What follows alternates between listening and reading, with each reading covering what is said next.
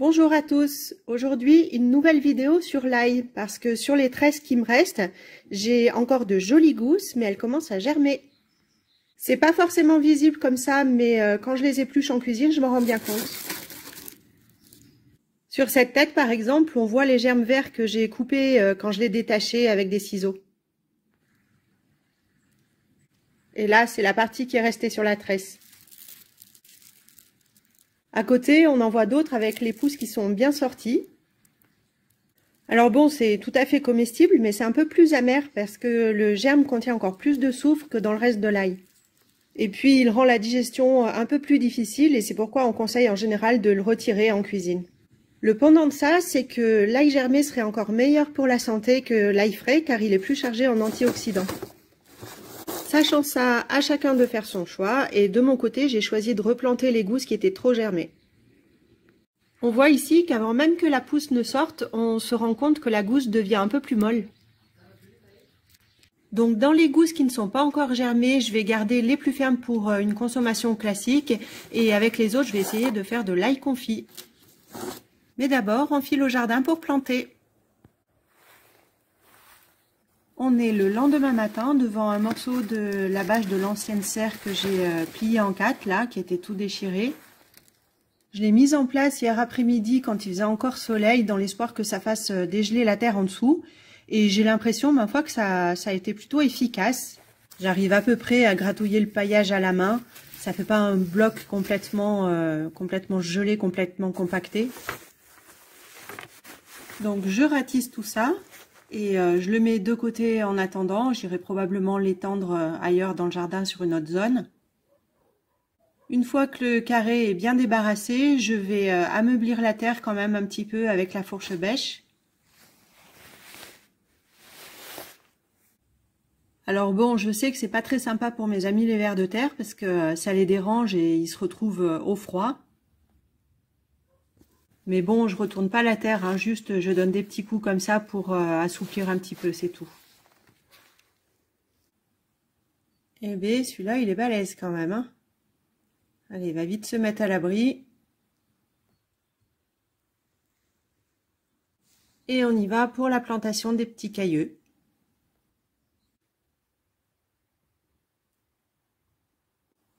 Voilà, j'ai terminé. Vous voyez que je les ai à peu près espacés de 8 à 10 cm en tous sens.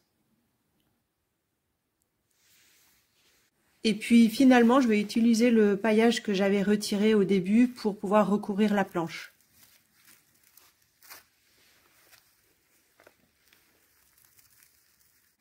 Par-dessus tout ça, j'ai envie d'utiliser en paillage les extrémités de l'herbe de la pampa qu'on a taillé là.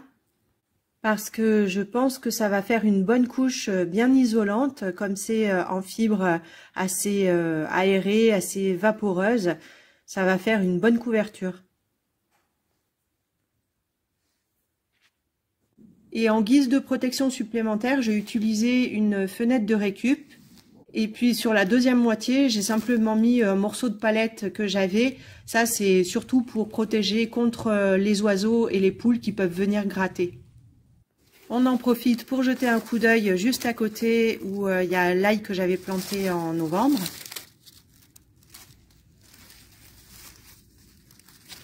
Vous voyez qu'il sort bien, il est bien protégé par les feuilles mortes.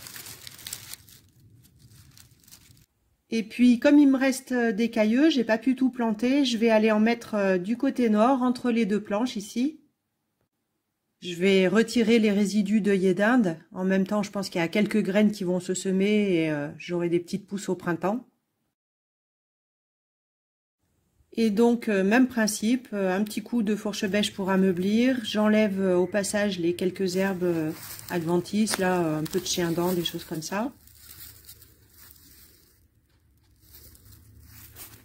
Voilà, on a une jolie bande bien propre, là, prête à accueillir les gousses d'ail. Et comme à côté, des herbes de la pampa en couche isolante et par-dessus des fenêtres de récup. Ça, je voulais vous montrer, c'est de l'ail sauvage ou on appelle ça aussi l'ail des vignes. Et j'en ai pas mal sur le terrain, notamment ici devant la serre, c'est une zone qui est un petit peu sèche. Quand on le coupe, ça sent très très fort l'ail. C'est comestible, mais par contre, j'ai essayé de le manger cru et c'est vraiment très coriace. Je vous mettrai en description le lien vers une vidéo que je trouve très très bien faite sur le sujet, notamment sur le risque de confusion qu'il peut y avoir avec d'autres plantes sauvages qui sont toxiques, voire mortelles. Et puis quand on fait de la cueillette dans la nature, il y a un autre risque dont il faut se méfier, c'est l'échinococose. Et là aussi, je vais vous mettre en lien vers une vidéo qui est très bien faite également. Là, j'essaye de vous sortir un plan de la terre pour vous montrer à quoi ressemble le bulbe souterrain. Voilà à quoi ça ressemble. Et si vous êtes sûr de l'avoir bien identifié, notamment grâce à l'odeur, eh bien vous pouvez manger toute la plante, les tiges comme le petit bulbe. Maintenant, je vais tenter de préparer de l'ail confit. Et pour ça, ce qui est sympa, c'est qu'il faut commencer par une petite cueillette. Une ou deux feuilles de laurier. Une belle branche de romarin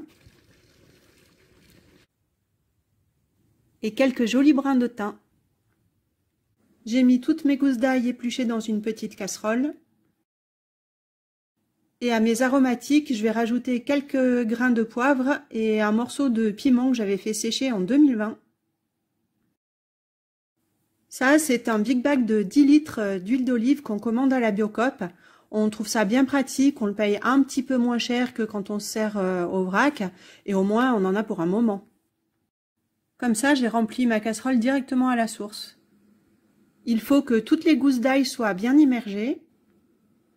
J'ai mis aussi tous les condiments et je rajoute un petit peu de gros sel. Et ensuite, je laisse chauffer tout ça sur le poêle pendant une grosse demi-heure, en faisant attention que l'huile soit juste frémissante. Il ne faut pas faire frire l'ail en fait. Pour savoir s'il est cuit, il faut que les gousses soient bien ramollies. Et alors, on peut remplir les bocaux en faisant attention que l'huile recouvre bien le tout. Et ça se conserve au frais dans un frigo ou dans une pièce froide pendant plusieurs semaines, voire plusieurs mois.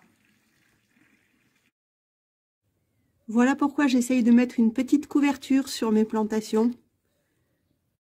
L'ail que j'ai planté hier est juste là. C'est chouette, c'est un paysage féerique, vraiment. Je vais descendre faire un tour au jardin, comme ça on va regarder ça d'un peu plus près.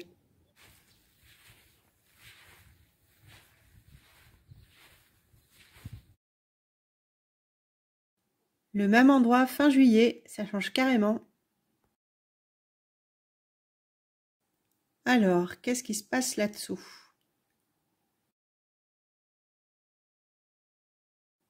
Eh bien, ça n'a pas l'air d'avoir trop gelé. Le thermomètre dans la serre nous donne du -5 pour cette nuit, donc je pense qu'à l'extérieur, on a dû avoir du -7. C'est vraiment magnifique comme paysage. J'ai vraiment l'impression d'être entrée dans l'armoire qui mène au monde de Narnia, pour ceux qui connaissent. Allez, du coup, je vous fais profiter de la balade, je vous emmène faire le tour avec moi.